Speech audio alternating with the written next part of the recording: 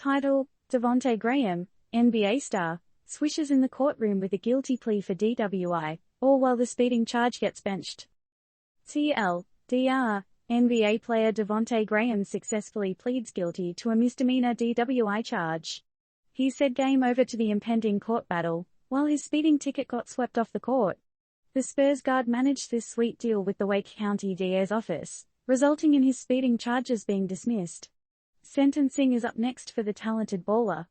Are y'all ready to dribble through this courtroom drama? Well, let's get ballin'.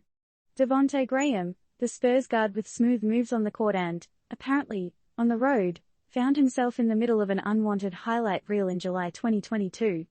Our man was caught playing fast and furious in Raleigh, North Carolina, cruising at 63 miles per hour in a 40 miles per hour zone after midnight.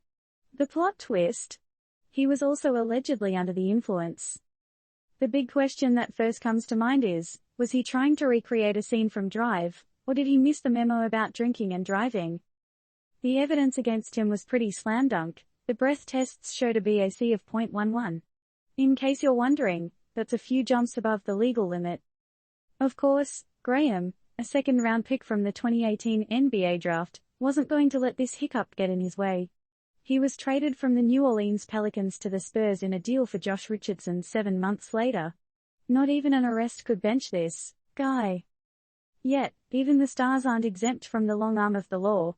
Graham pleaded guilty to the DWI charge and managed to swish the speeding charge right out of court. Talk about some slick moves. We can't help but wonder, what kind of secret playbook did Graham use to get out of that speeding charge? Is it a testament to his court prowess, or is it just another example of the unlevel playing field when celebrities and the justice system collide?